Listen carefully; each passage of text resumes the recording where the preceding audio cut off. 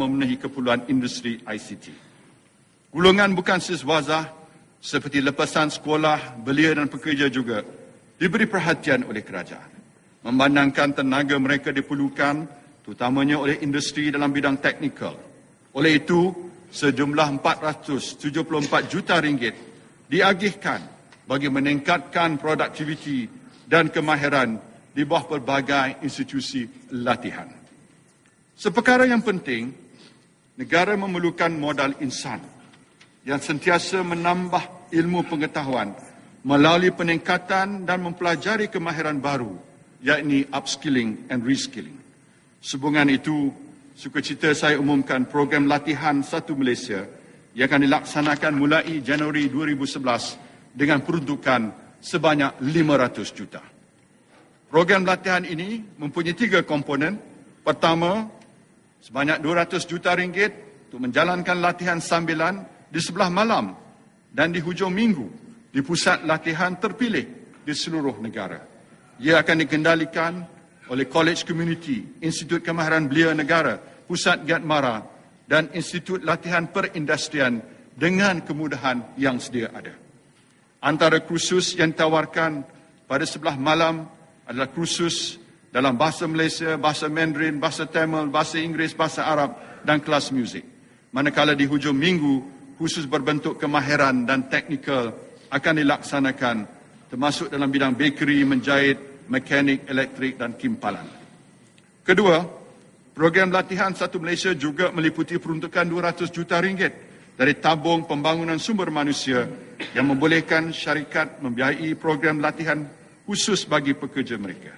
Ketiga, Kementerian Sumber Manusia juga menyediakan 100 juta ringgit untuk membolehkan pekerja meningkat kemahiran dalam pelbagai bidang teknikal. Selaras dengan peningkatan produktiviti, golongan pekerja seharusnya mendapat upah dan ganjaran yang lebih tinggi untuk menampung kos sara hidup yang semakin meningkat.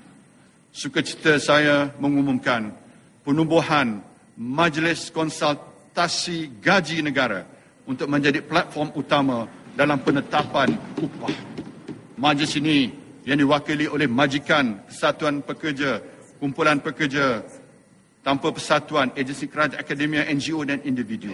Sekretariat bagi majlis ini adalah Kementerian Sumber Manusia.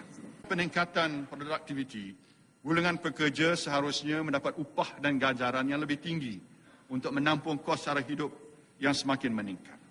Sukacita saya mengumumkan penubuhan Majlis Konsultasi Gaji Negara untuk menjadi platform utama dalam penetapan upah. Majlis ini yang diwakili oleh Majikan Kesatuan Pekerja, Kumpulan Pekerja Tanpa Persatuan, Agensi Kerajaan, Akademia, NGO dan individu. Sekretariat bagi majlis ini adalah Kementerian Sumber Manusia. Kadar dan mekanisme penetapan gaji minimum akan ditentukan oleh Majlis Konsultasi Gaji Negara. Contohnya, sebelum ini, gaji pokok permulaan postman telah dinaikkan kepada RM710 sebulan pada 1 Julai 2010 berbanding dengan RM610. Dengan kenaikan ini, upah keseluruhan postman meningkat daripada RM1,035 sebulan kepada RM1,285 termasuk allowance tetap. Bagi pengawal keselamatan pula, kerajaan akan menguatkuasa gaji pokok minimum kepada RM500 hingga RM700 sebulan mengikut kawasan berbanding RM300 hingga RM400 pada masa ini. Dengan kenaikan ini, pendapatan keseluruhan pengawal keselamatan termasuk allowance adalah melebihi RM1,000 sebulan. Kenaikan ini berkuat kuasa mulai Januari 2011. Selain itu, kerajaan akan meneruskan langkah pengurangan bilangan pekerja asing dengan menaikkan levy secara berperingkat mengikut sektor.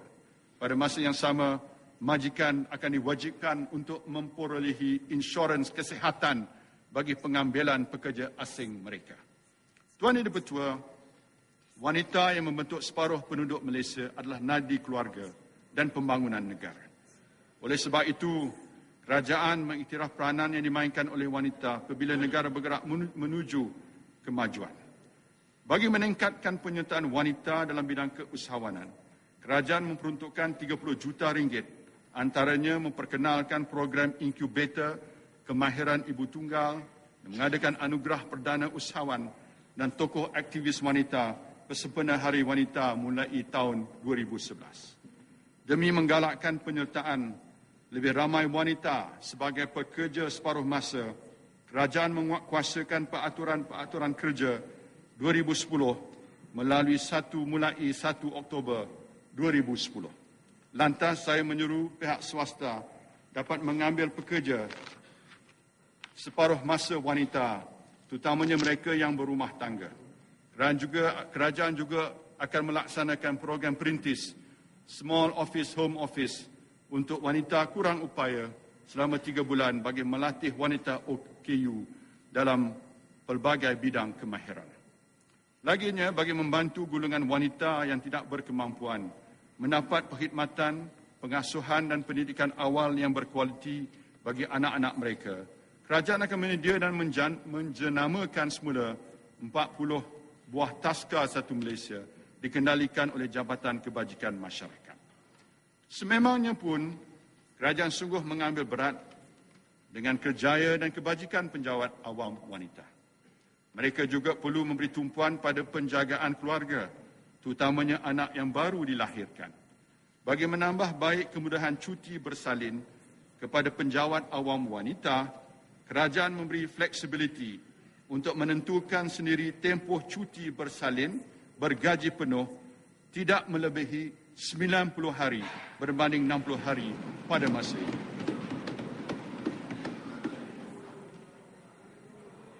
Kemudahan tersebut adalah tertaluk kepada kelayakan keseluruhan bilangan cuti bersalin sebanyak 300 hari sepanjang tempoh perkhidmatan. Dari semasa ke semasa, kerajaan telah merintis jalan dan membuka peluang kepada wanita berkelayakan memegang jawatan di peringkat tertinggi dalam perkhidmatan awam. Pada akhir 2009, wanita yang memegang jawatan utama sektor awam telah mencapai tahap 30.5%. Justru saya ingin menyuruh pihak swasta pula memberi peluang kepada lebih ramai wanita menjawat jawatan di peringkat pembuat keputusan, khususnya sebagai ahli lembaga pengarah dan ketua pegawai eksekutif. Tuan Yang Di-Pertua, kerajaan akan terus menggalakkan pembangunan dan penyelidikan sukan, memperbanyakkan penganjuran sukan antarabangsa, menyediakan kemudahan dan kepakaran untuk melahirkan atlet yang berdaya saing dan membangunkan sukan berprestasi tinggi.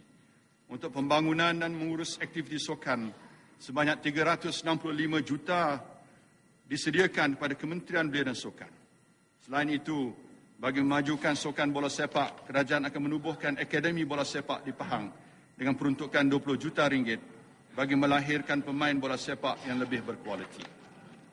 Bercakap tentang sukan, saya ingin mengambil kesempatan ini mengucapkan syabas pada semua atlet negara yang telah menyertai sukan Commonwealth ke-19 di New Delhi. Bagi pihak kerajaan dan rakyat Malaysia, saya mengucapkan setinggi-tinggi tahniah kepada pemenang pingat yang telah mengharumkan nama negara di peringkat antarabangsa melepasi sasaran 10 emas dengan menggondol 12 pingat emas.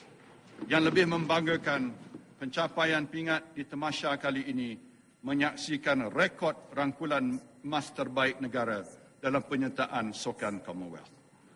Tuan Yang Di-Pertua, strategi ketiga adalah mensejahterakan hidup rakyat. Sudah lumrahnya, tugas dan tanggungjawab utama kerajaan adalah untuk memertabatkan kehidupan rakyat. Status negara maju tidak akan bermakna jika kualiti rakyat merosot. Pokoknya dalam usaha kita menjadi sebuah negara maju berpendapatan tinggi, kita perlu memantapkan pembangunan sosioekonomi secara inklusif. Ini penting bagi menghasilkan kemajuan yang lebih seimbang dan memastikan kualiti hidup yang lebih baik. Ternyata kerajaan menjiwai keluh kesah dan kesukaran hidup yang dihadapi oleh golongan kurang bernasib baik. Tumpuan akan terus diberikan untuk memastikan kebajikan mereka terpelihara bagi tahun 2011